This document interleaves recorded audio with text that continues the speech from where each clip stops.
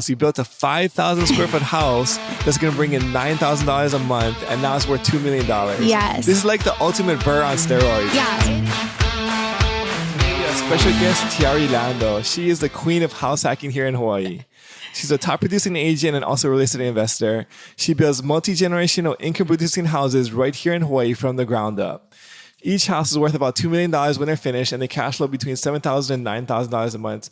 Super stoked to have you on today, Tiare. Welcome to the show. Honored to be here. Thanks again to you and your team for just building this community of possibilities. Thank you again. You know, we were talking a little bit before we started this, and I didn't know your full story, but it's just so inspiring and exciting to just see what you've done in like the time you've been doing real estate, both as an agent, as an investor, and just super stoked to just kind of jump into this. And so what were you doing before real estate investing, and how did you get into real estate investing? Yeah, for me, I didn't realize that the transition was so well defined until later when I started sharing my story. But we grew up involved in real estate. Okay. My husband and I were in our early and mid 20s when real estate became part of our journey. And my husband had purchased a property in Kailua, coveted windward side of Oahu. To live in, right? So Yes. And so he had purchased a property. It was about 6,000 square feet of land, and it was a really older home. And he had knocked that down and he had built from the ground up. And we were just, in our early 20s. Wow. So from the 20s, you guys are already building ground construction. Yes. Part of the legacy of really his grandfather was first generation from the Philippines. Wow. And Papa Lando had came, to Hawaii, worked the plantation fields, and then got himself and all of his boys into the unions and taught them trades. And so, my father-in-law and my husband had actually started a private company many years ago. Construction, general contracting, specialty in tile. And, they really carried on that family tradition. And it was just such an honor to Grandpa Lando, first generation, and started with nothing other than what he learned how to do with his own hands and passed down to his children. So this is kind of like, I feel like this is an American dream, right? This is totally an American dream story. Your husband's father came here, first generation to his Hawaii. His grandfather came to Hawaii and then started working in the plantation fields? Yeah, absolutely. And then slowly began to learn some of the trades, pass it down to his son, and then his son became your husband, and you guys kind of are continuing the legacy of we're fourth generation now. So it went from Papa Lando to my father-in-law, and then to my husband, and then now from my husband to our kids, and eventually our grandkids. And so, when we really think about how real estate or developing property really all started, it started just from the faithfulness of a grandfather. And how many people that are watching this right now have been entrusted with some sort of seed from your grandparent? Maybe it was, a property, or maybe it was just a skill. Maybe it was just learning how to, set tile, which is how it started, within our family. And how can you take that seed or that skill and actually multiply it and turn it into something pretty amazing? I love it. And it's always when I hear these stories, it's always one person that starts the family legacy, right? It takes one person to kind of start the snowball effect where like future generations are all impacted. And so Papa Lando made a decision to invest in real estate or get involved in real estate. And now generation fourth, maybe probably fifth and sixth generations later, you guys are going to continue this legacy, and you're building wealth and being able to be like, get financial freedom and just building like a legacy for you and your family for generations to come, right? Absolutely. And so, it started with that property in Kailua. And we were young kids. We already had children. We're kind of like a Hawaiian Brady bunch. And so how many kids do you guys have, by the way? Together we have 4 children, and our 2 older boys are already married. Our oldest has 2 grandchildren. You don't look like you have like married kids, but congratulations. Thank you. And then, our girls are already, graduated, and the other one is in the process of graduating. And so it's, it's a journey where life just kind of goes really quickly. And so looking back, we were in our early 20s and not realizing what an opportunity that we had to have this land in Kailua. And as I mentioned, my husband knocked down the old home that was on it. And we did ground up construction. And we had kind of anticipated the need to offset our mortgage. Yeah, because living in Hawaii is so expensive, right? This was back in like 07. Okay. And so we already anticipated back then, we're going to need a supplement just in case it's, with construction, it was really feast or famine. Yeah. We had specialized in federal, state, commercial, and residential. Okay. And if anybody's done like federal construction, you do a lot of work, but you have to really wait for payments to come through. And so having a portion of our home developed specifically for rental income was something that back in 2007, we knew was going to be not only, a game changer, but a necessity. Yeah. And so we had a 3-bedroom area downstairs and we house hacked, not even realizing that that's a term now. This is a term before house hacking was available, right? It's almost like you guys invented it without no knowledge, no social media, not reading any books. Just like, hey, this sounds like a great idea. If we buy a house, we can portion out some of it to rent and some of it to live. That would be a great way to offset our mortgage. Daniel, I will tell you, when we were doing it, I had friends of mine say, oh my God, that's so weird that people live in the downstairs of your home. And it wasn't popular back then. Yeah. In fact, it was unheard of, really. Nobody really talked about it or definitely didn't teach it like how you're doing here and how I'm doing in the community. And so we always had renters live with us. And throughout the years, we actually had different business ventures that eventually poured into this specific property. Okay. One of those is I became a licensed care home operator. Oh, wow. Okay. Yeah. And so I was in my late 20s by then. Okay.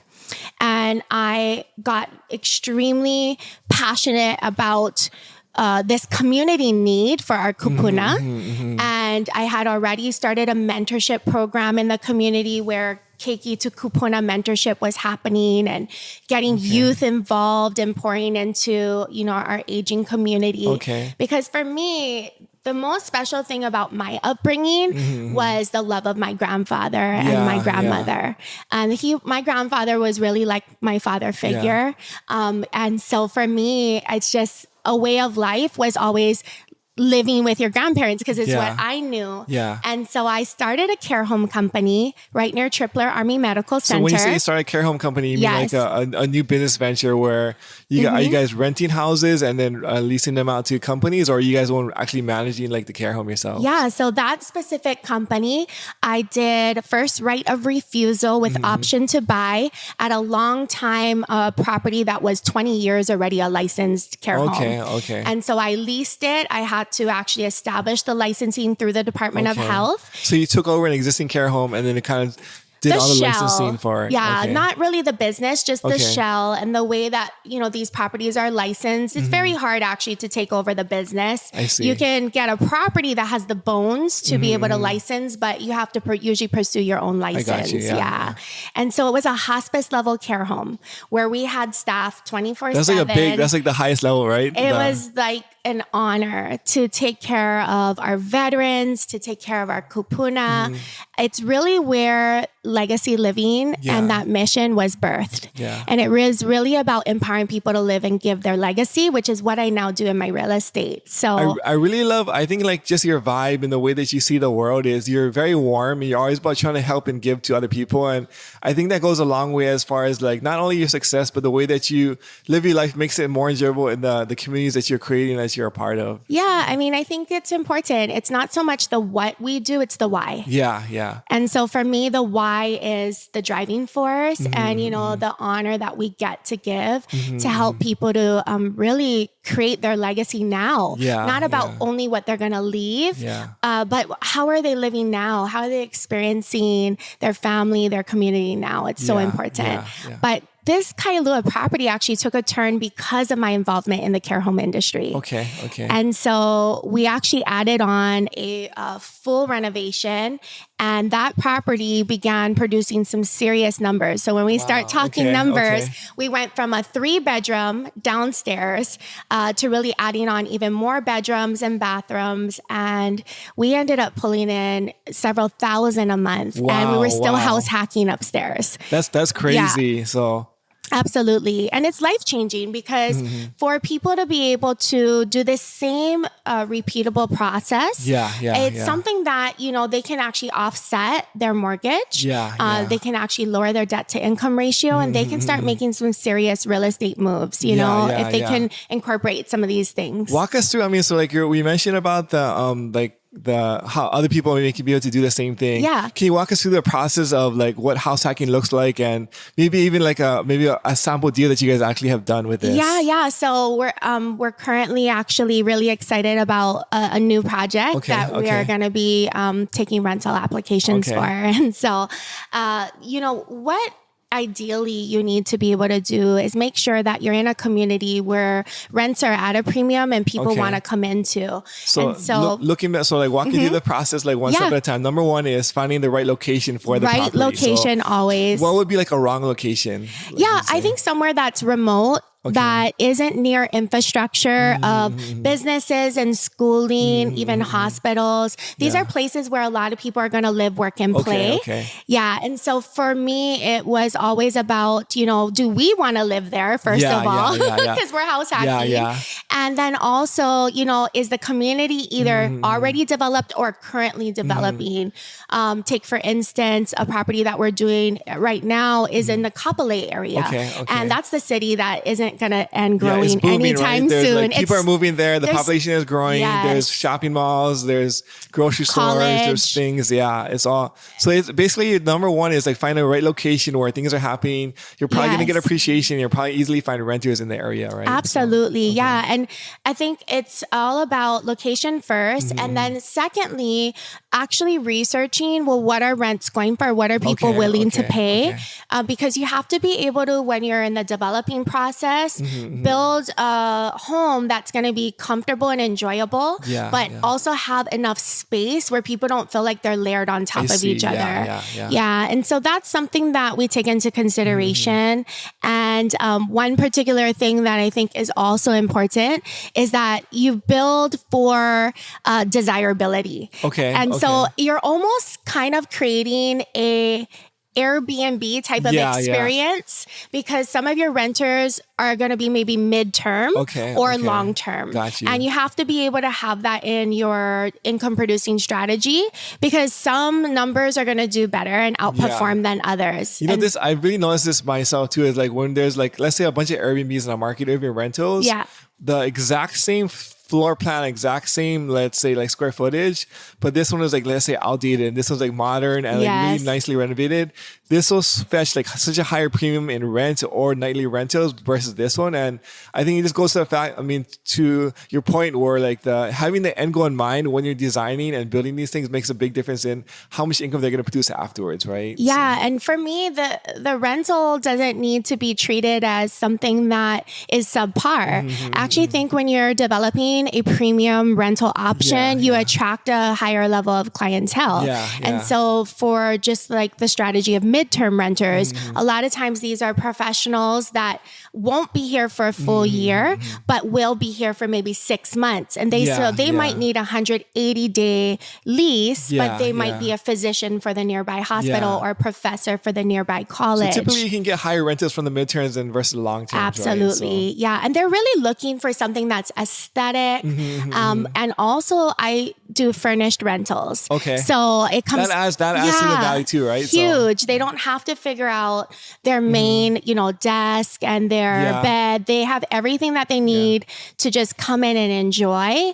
And it really takes the stress out of relocation for a lot of professionals who are here in Hawaii to help serve, especially in the intermittent where our state might be experiencing something and we need professionals to come in to build up our local workforce, it's really filling the gap in a lot of senses. So the first step is find the right location, right? And making sure the rents are going to be high enough, but also making sure that that when you're thinking about the construction of back end, it's going to be a great product too, right? Absolutely. And I think that for a lot of people that are wanting to start house hacking, I think that it's important to build with privacy in mind for you and your family as well. To have like a separation between like the different... Definitely. And so we love actually adding accessory dwelling units to our properties when possible. And these are, typically the max floor plan you're going to get is 800 square feet. For the ADU. For the ADU, you do need to have at least at minimum 5,000 square feet of land or more to meet that max threshold. So you've been finding like choosing the location in the lot matters as well too. So when there's a lot of planning ahead of time when you're trying to do one of these deals, right? Yeah. And so for somebody that is trying to think of all these things, I say like, you know, tuning into a community like yours, coming to workshops that I do, you know, that helps and lays out, you know, here's the contractor and here's, you know, the loan officer that knows how to give you a construction loan, you know, really bringing everything under one roof is so important because there's so many things you have to do to calculate successful outcomes that you want to build a team of advisors, you know, like I'm a real estate, you know, professional, but I'm not a loan officer. I'm not a tax advisor. Same thing. Like it's having like the specialists on your team to kind of like focus on what they're good at makes your life easier, and also it's a better product overall, right? Absolutely. So. And then that way people get those niche services attended to by the professionals that have really done enough of opportunities where they can say, this is what's going to work for this specific property. And so I really am, you know, honored that I get to come alongside people like you in the community where that's your joy, right? Is bringing people together and kind of saying, here's the dream team that can help execute that also, plan. I mean, like you're such an expert at these things that is ground up into like multi-generation income producing like homes. Yes. That just like kind of hearing your take on it. I think there's a lot of people who'll be inspired to maybe do their first deal and maybe change the life of their family and their generations behind them too, right? Absolutely. Yeah. It has been something where it's hard to teach something that you haven't yourself reached for. Yeah. And so for me, you know, I've been in a season of reaching for the next goal and reaching for the next goal. And now what I love is I'm teaching others about how to reach those goals. And so it's been a really sweet spot for me because I've been able to live these things and now I can give these things. Yeah. And I love that. So walk us through this deal. So you found a plot of 6,000 square feet, and where was the deal talking about? The one that we really started talking about was our Kailua, and that one is now sold. We actually sold at the height of a market. No, but walk us through the deal we're talking about, the one that you just found the permits recently. Kapolei, this is a very special opportunity. We actually joint ventured with a couple that we had known for a very long time through church. We have a lot of mutual respect for one another. And whenever you're partnering, you really have to make sure it's a good fit. I mean, you do partnerships all the time. So it was a joint venture. They really were underproducing at that property. It had almost 8,000 square feet of land. And they had a tiny little 900 square foot home on it. Wow. Okay. So 900 square feet on an 8,000 square feet of lot. Okay. So their lot was like 10x what their property was. So it was a great location. So number one is finding the great location. So you found the great location and you saw the opportunity that was like not being utilized over here. Absolutely. And so in meeting with, you know, our friends turned joint venture partners, the property clearly was underbuilt and underproducing. And so we really formed, you know, this bond where, you know, how can we be able to do what we've done on the windward side for the west side? And that's where we kind of brought together under one roof, a culmination on our team that brought us to the finished product, which we're so excited about. So what do the numbers look like in this? What did you guys purchase it for? Or what did you what was the cost to develop it? And, so the property itself was worth about $640,000. As is when we first started the deal. With the house on top of it. With a 900 square foot home on it. Yeah. And so really now in today's market, you're looking at about a $2 million property that has over 5,000 interior living space. So from 900 to about 5,400 plus square feet. So quick numbers is you bought this house for $640,000. That was 900 square feet. You demolished it, built a 5,000 square foot house on this. That's now worth over $2 million. And what are you getting in rent for this guy? So projected rental income for this is about several $1,000s for the downstairs individual units. And for the ADU. What's the total rent that you're going to be getting? We're looking at $9,000 a month. Wow. So just a quick recap of this. You bought the house for $640,000. You tore down the 900 square foot house. You built a 5,000 square foot house that's going to bring in $9,000 a month. And now it's worth $2 million. Yes. This is like the ultimate burr on steroids. Yeah, it is. It's a burr on steroids. And I think that the burr method is absolutely phenomenal. But at the end of the day, you also need somewhere to live. So living on the property is actually a game changer because none of the 3-bedroom, 3-bath that I'll be living in is actually rented out. Okay. I actually get to live there for...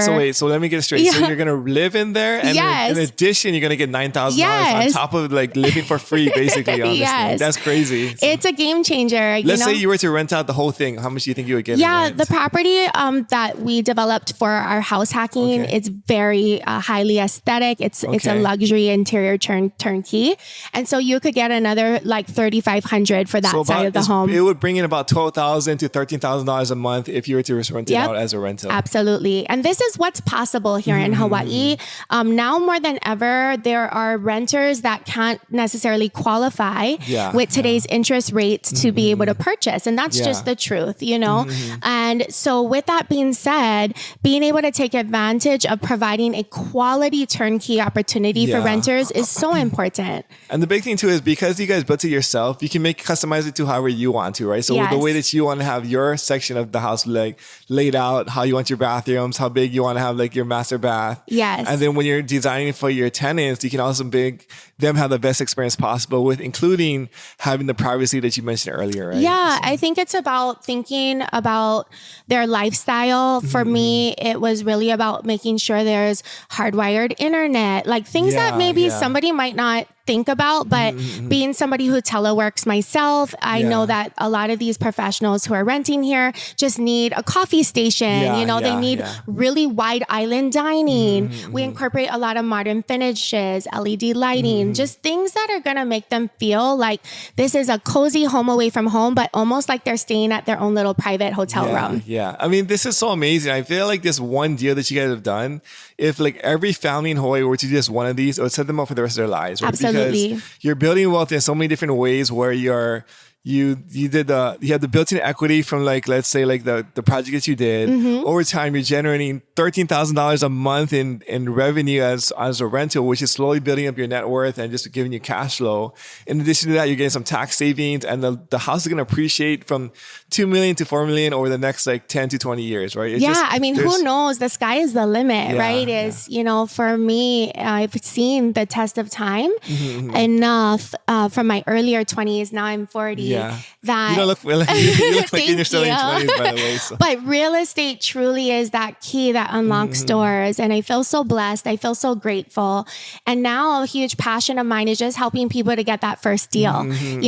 We're constantly putting out education in the community for the first time home buyer or, the not so seasoned investor, just to get that first deal because that's the one that's the key to all the others. And so, I've had the joy of helping people to sell, purchase, and step up to new properties 3, 4, or 5 times now. And you wouldn't believe the type of wealth that has been generated from moving every 2 years.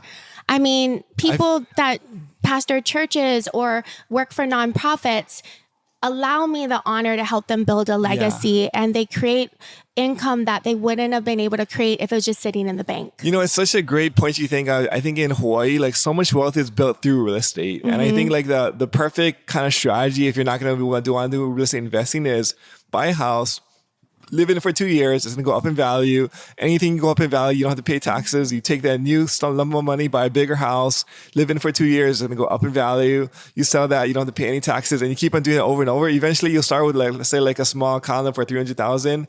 Then you're going to roll up into the $2 million house where you have like all this equity that you have built in, right? So. Absolutely. And that's why the first one is so important. I think sometimes people can through social media or just through shiny object syndrome, they want to have that first. The $2 million first. Yeah, they're like, I want that first. I want what that person has first, but be faithful with the seed you have in your hand, and just keep working at that and like maximizing that. And once that provides the fruitfulness, like it will help you in all the other seasons to keep producing more fruit. They say real estate is a get rich slow game, right? Yeah. So it's not. I think a lot of times on social media, it seems like it's get rich fast because you just see the success of like someone of yourself, but you have been doing this for like a long time. And the first deal was not always, maybe it wasn't a huge home run, but over time you're kind of getting better and better at your craft. Absolutely. Now you guys have a huge rental portfolio and you guys have of like income coming out of like all areas. And now it's cool that you see that you're actually giving back to the community and actually helping other people do the same thing that you guys are doing. That's the passion. I think for me, legacy isn't only about what you leave, it's about how you live. And like, how can you teach people now while you're here? How can you get outside of just your world, what's important to you and your family that only benefits you? And how can you instead be focused on helping others also to learn, to grow? And I think that's what is really important. I think about Hawaii is other places, they're all unique. Of course, I love traveling, but Hawaii, we really understand the aloha spirit. And I think that we're just naturally generous people. And so, you know, being born and raised here and being able to create, I think opportunities here is more important for me than anywhere else in the world. So let's say somebody wants to like follow Tiare's footsteps and kind of do the same thing that you guys were doing. How would they kind of get started with their first, like, let's say deal or house hack or ground construction? I would definitely recommend education. Okay. I think that when we started doing things, we didn't do everything right. We actually didn't really have a manual or a roadmap. And now the industry of real estate has developed so much complexities out there that people are now, just like Daniel, you know, just like myself, they're educating in the community. They're giving you the roadmap of not only successes and wins, but also never want to do that again. Failures, opportunities and challenges we learned from. So don't just rush and just start doing something. Take the time to educate yourself. If you have to pay to get in certain rooms, do it. You know, you're never going to out invest in yourself. I was a big like kind of anti-education when I first started because I was like, I don't want to waste my money. And when I first started, but now I'm all about it. Like I spend so much money now on education just because I see the value of how it can kind of supercharge your speed of where you're trying to get to. So I think the big analogy is, let's say it would take you 3 years to finish your first house hack, right? But as opposed to let's partner with Tiare and pay a little bit of money to like help her educate us. Then it's supposed to taking 3 years. We'll do like in 1 year, right? You're kind of shortcutting your success by just paying for speed or paying for time. And you know, for me, I mean, I am a licensed realtor. So, you know, myself and my team, we're honored to help find ideal properties for our clients. And really, truly, that's at no cost to our clients as buyer agents. So, you know, for us, we're well-versed in all things investment. And, you know, when we sit with people, what they appreciate the most is we have a systematic approach to everything we do. And so we really help expedite their journey by truly having a succession of follow-up steps for them. You come from a really unique perspective where you're both an agent and also a real estate investor. You house hack, you kind of done it all. You have some construction background. So if I was to talk to like a regular agent, I guess maybe not as experienced as you, they wouldn't have the same insights that you have as far as the whole process. So I think you really bring a lot to the table when you're coming like trying to give people consulting or information, right? I mean, my clients really appreciate that because I am knowledgeable and conversational with them about my previous work experiences, you know, 17 plus years in the construction trade.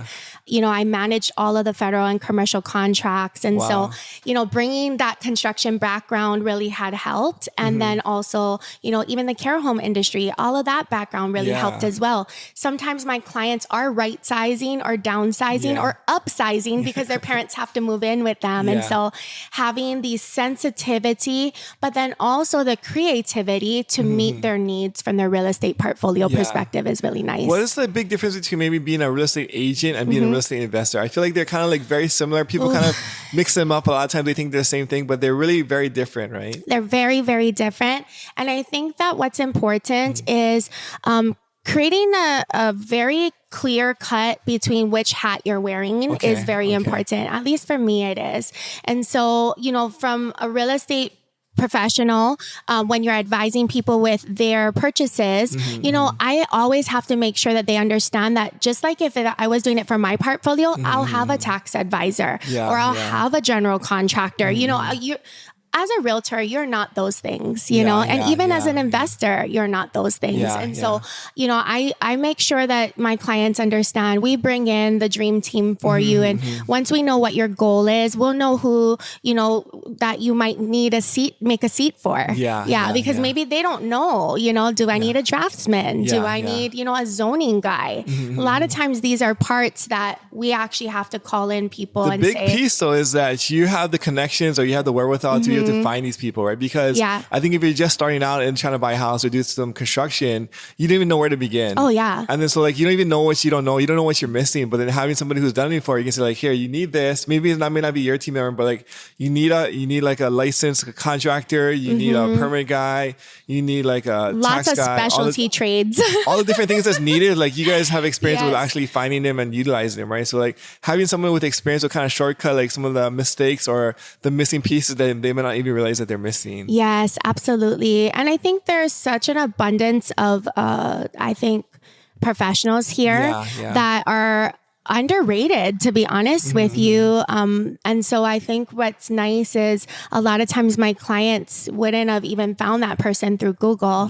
But they are like, you know, like a referral you're talking they're about. They're a fourth or fifth or sixth generation person that's like basically seen whole developments, you know, come from the ground up. And so they really appreciate that. And in any state, but I think mostly in Hawaii, it is so important who you know. And relationships are the way business is done here, you know? I think I underestimated that when I first started in real estate investing. I thought that I could just figure it out by just reading books and like doing it myself. But then the more that I kind of dive into it, I see the importance of relationships and getting referrals or actually having like a partner with other people who have been there farther or have gone like different places that you haven't been, right? So. Yeah, absolutely. And that's something that I think you can't pay for. Like you can't go to college or a workshop and really get the same stories that you'll get from somebody that maybe has been around doing this for many years. And so I love that you're taking the time to do that. And it's something that I prioritize in my schedule as well. It's awesome. So like, look, I'm sorry, we kind of took a little detour on like on the deal that you guys did recently, but what about like, so that original house, going back to that story of like the Kailua house? Well, how did that house end up, or was like? So we owned that house for just about 15 years. Oh, wow. Okay. And so you guys lived in it the whole time? We house hacked for about 15 years in that home. And we had, oh my gosh, so much opportunities to develop relationships with the renters through the years. Some of them were VA renters. Some were just, you know, local people that needed a place to stay for a year, 2, 3 years. We had been invited to so many weddings and birthdays through the years from the renters. They became like family. I actually helped a lot of them to become homeowners and become landlords themselves, like, you know, buy their first rental property. And so it was a real joy. You kind of seen the whole cycle. They started with renters. You helped them their journey to kind of invest in real estate here in Hawaii and kind of help them on their journey, on their path to actually building wealth for them and their families, right? Yeah, I never took offense if somebody wanted to put in, you know, their 28-day notice because they wanted to become a homeowner. In fact, I welcomed that. And, you know, I really said, hey, if you ever want to go and become a homeowner, let me know so I can help you. And then that's really what actually ended up happening. I started placing a lot of them in their own homes, but we ended up selling that home at the height of the market for $2 million. Wow, amazing. And so, you know, here's this home purchased for $500 that we house hacked in for 15, you know, almost 15 years. And then we sold at the height of the market for $2 million. And, you know, it's really something that I could say we took that property through every type of progression that we could have and learned so much and grew so much in that property. But the thing is, like, you not only made money from like the purchase and the sale over that period of time, you're like paying on your loan through like and then you're also building cash flow. I mean, you're getting cash flow from the property as well, right? Absolutely. And that's what our properties can do for us here in Hawaii. I mean, I think it's just like amazing to kind of see like what you guys have done in the time you have invested in real estate. And I think it's just like, it's like a real clear game plan for somebody who wants to actually live in Hawaii or be able to like to house hack or be able to like afford a house here because it's so expensive, right? Yeah, it is so expensive. And, you know, we don't want to see people priced out of paradise, you know? So if there is a strategy that we can be able to implement for an ideal client that, you know, qualifies for this, you know, these aren't small numbers. Like, you know, it just depends. You start somewhere and then you build to scale, you know? And so there's always something you can do, even in a 3-bedroom townhome. Don't underestimate the 3-bedroom townhome. I've helped many people with their townhome portfolios, and you can still have roommates, you know, that have different work schedules. So don't feel like you have to build, you know, a huge home to be able to do this. Do it right where you're at with what you can qualify for, what you can successfully manage, and then grow and build on top of that. And that's what your real estate portfolio should look like. It should look like an ebb and flow of decisions that are helping you to take those next level growth steps. So let's talk about that. Actually, that's a really interesting point. So like, let's say somebody wants to like get started and they don't have like construction or ground experience, or they don't want to go that far, but then they can afford a 3-bedroom townhome. How would they house hack a 3-bedroom townhome? I mean, I think there's a lot of 3-bedroom townhomes that have a couple of bathrooms. Bathrooms are going to be your saving grace. 3-bedroom and 2-bath is key. It's ideal. If you can find 3 bedrooms, even better, right? 3 bathrooms, you're golden. 3 bathrooms, yeah, absolutely. But everybody has a different work schedule. And so typically, I think that house hacking can work really well for people that maybe have similar work schedules too. So that way, you know, or maybe even different work schedules. So they're using the bathroom and the kitchen at different times. I see. It really just depends on the chemistry of the people. And I always say, you know, use a property manager if you need to. So that way you have the appropriate lease agreements and you're just protected in regards to those types of things. Because, you know, although you can find everything you need on the internet, sometimes you're not the best person for difficult conversations. And you do still have to manage that property and make sure it's clean and it's not getting a ton of wear and tear. Sometimes it's also helpful to have a third party kind of be the bad guy, right? Because like it's when like, let's say you have to talk to tenant yourself, like you have a heart, you're like, oh, it's okay. Like, you know, like, but if it's the property manager, he's like, hey, I need this. And then you're not the bad guy. You don't have to kind of deal with that. So it kind of like it offsets some of the responsibility or the burden that you have as like having renters. Absolutely. And this season of my life, just being aware of what my, you know, commitments look like in other areas, property management is a really important outsource that I'm utilizing at this point. And once again, like you might pay for something a little bit more than doing it yourself, but the headache trade-off is so much more beneficial. I agree. That's a big win for me. So let's say you can afford let's say a 3-bedroom, 2-bath townhome. What would so like you purchase a house, like you can do like 3% down, right, with like a conventional first-time home buyer, or like 0% if you're like a VA or a USDA. If someone can qualify for, let's say, a $3,500 to $4,000 home, right? And that home has multiple bedrooms and bathrooms that you don't need for you or your family. You know, let's say it's just you or you and your partner. If you can live comfortably in just one section of the home, like 1 bedroom and 1 bath, maybe, let's say you had a private ensuite and that bedroom and bathroom ensuite was yours. You could be able to have other renters help supplement your income, and these renters are going to pay you over $1,000 a month for a room. I mean, you're looking at being able to knock down with just 2 other bedrooms being rented out about $2,400 a month off of what you're responsible to pay for. For most people, this is going to cut their mortgage payment in half. From $3,500 to like $1,000, that's a huge difference in being able to afford a house, right? Absolutely. And how much more hours a month would somebody have to work to create that every month? You know, for me, I think this is something that gives people in Hawaii a lifestyle that if they're okay with trading off some space in their property, that they can be able to put their money into other things. You know, they can start investing in other properties. It's a very duplicatable process. And I think once you do it, it's really hard to undo it. I think it's always scary when you first start because it seems like, oh, I don't want to live with strangers. It seems very weird, right? But if you've done it before, or like we both have house hack before. Most people, as long as you do a good job interviewing on the front end, they're like wonderful people usually to live with or live alongside, right? Absolutely. I think it creates a sense of community. You know, I take it back to Hawaiian culture.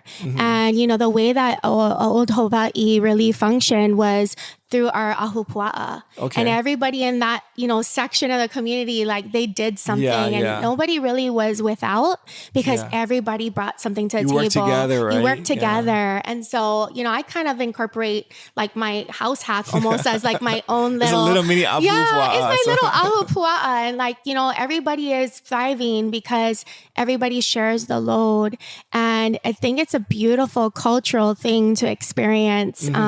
It's not for everyone, but if it is for you, I'm definitely, interested to explore those options with people. And also the thing is like, it doesn't have to be forever. I think when you're first starting out, I think you're trying to build wealth in the very beginning. Yes. Let's say you don't have a lot of money. This is a great way to kind of get started and kind of slowly build your net worth. As you get over, I mean, like grow, then like maybe now then you can afford a house where it's just like you're just you by yourself and like you can keep the old one as a rental or something. But I think when you're first starting out, like, and you feel like you can't afford Hawaii, this is a good trade-off to be able to afford a house, but also be able to like make mortgage payments that are reasonable for you, right? Yep, absolutely. I mean, before you move away, try to stay. That's my policy. I like that. Like, before you move away, try to stay. I love that. Because everyone comes back home to Hawaii. Yeah. I mean, I help people to relocate all the time. But the number one thing that they say when you catch up with them is, I miss home. Yeah. And it's just heartbreaking. So however we can help empower people to find a strategy to stay. If you've explored all strategies and you really truly feel like you can't stay in Hawaii, at least you tried. But most people haven't explored, even 2 strategies or 3, so that's where, someone like us comes in where it's like, let's help educate and empower people, because if Hawaii really is where their heart is, we want to keep them home. But the thing is, it's really sad because so many people like move away because they don't even know what's available or possible. And I think even the idea of house hacking a townhome, like people like never even thought that this was like something that they could do. But like now that you make it so more realistic, you kind of break it down a little bit more practically. Now it seems like not as scary. Okay, here's a few steps to make it happen, and here's how you can have $1,000 mortgage payment for like $1 million house. Right? Yeah, exactly. I think people are going to take liking to this now more than ever with, interest rates being very volatile. I think it's more important for people to kind of hui up and really join forces. And I think even within the investment community, who do you like doing deals with? People that are like-minded. It's the same principle that I, think people would apply to home hacking, just creating the opportunity for more people who are okay with that to thrive there. One of the things that I really love about you is that you have a really good spirit about you. And I think there's just like, you have a warmth and a good energy, and it's the way that you add to the community. We had talked a little bit earlier. You said you also, you go to church. Would you just like share a little bit about that? How's that affected like your journey and like your path in entrepreneurship? I mean, it's really the foundation of everything for me, just my relationship with Christ. I've been a part of Inspire Church for a really long time. And, I think what's so important is things all around you can be changing. So if you don't have your life built on a rock, on a solid foundation, the storms of life can really topple you over. And I've been through so many storms, actually. And a lot of times people will be like, how did you get to the point of what you're doing? And I said, I just grew through it. I grew through everything that was thrown at me. I chose to not let it, I think sabotage me, but instead I really let it elevate me to another level. And that's where my faith with God really, I feel, has been the foundation for me, because if I didn't know who I was in Christ, this world will definitely, give you a whole lot of different directions to go in mentally, spiritually, emotionally. I love that. So you grew through when life handed you challenges, you grew through it. Yep. I love that. It's such a great mindset or kind of mantra or kind of mindset to have is when you're facing challenges, you're not, back away or shy away. You have to grow through it, right? And like the big thing is that sometimes challenges are a blessing because it seems like a negative, but if you grow through the challenge, you actually become a better person on the other side. And so it's almost like it's a way to kind of like improve you as a person, as the things that you're doing around yourself. Right? Yeah, and that's life. I mean, life is not perfect, and anything that is living is growing. And it's when you're dead, you're no longer growing. And so if you feel like if life's throwing you challenges, maybe you're watching this right now and you're saying some of this seems so far away from your reality. Maybe it even seems completely unrelatable because of what you can only see today. I just want to encourage anyone that's out there, just trust that there's better days ahead and just start taking the opportunity to develop a growth mindset in yourself, you know, and just ask God to guide you through those valley times, because sometimes they are very dark and they are very lonely. But I truly believed in every valley I've been in, I was never alone. And I look back now, you know, oh my gosh, God, you were with me. You were there in the valley with me. If they want to, like, let's say they're going through a difficult time right now and they want to kind of like change or make a big change in their life, what kind of actionable like steps can they take to actually make that happen, you think? Yeah, I think that one thing that's very important is taking each day as a gift. And that's why it's the present. So actually choose to be present in that moment. Don't rush, you know, yourself mentally so far ahead that you feel discouraged because you're not there yet. Today is a gift. You woke up, you had breath in your lungs. You know, what are you grateful for today? I always say there's gold in gratitude. So if you just start digging out those gems, I promise you there's so much gold in gratitude. Just start writing out, you know, what is it that you do have? Not what you don't have, but what do you have? What are you capable of doing? Start writing those things out and stay fixated on the positives and not the negatives. I love that so much. That's so powerful. I think for myself, like a lot of times when I get depressed or I feel like negative, it's because I'm focusing on the negative things. But when I take a step back and I look at all that I have, it's like it changes how you like. You can be in the exact same situation, but when you focus on what you do have and what you're grateful for, now you're like the way that you see it is just it's completely different. Absolutely. Yeah. You can become so mentally and spiritually fortified through doing this daily. And it's something that I've had to do. Like I don't get my day started without getting my mindset started first. And that's really aligning with God's purpose for my life. Amazing. So I mean, like thank you so much for your time together. It's been so good to kind of hear you and your story. I mean, where can people find out more about you? Yeah, well, they can definitely connect with me on Instagram and all social media handles at Legacy Living Now. Okay, awesome. Well, thank you so much, Tiare. Super appreciate you. And thank you for all the gems you dropped today. Awesome. Thank you so much, Daniel. God bless.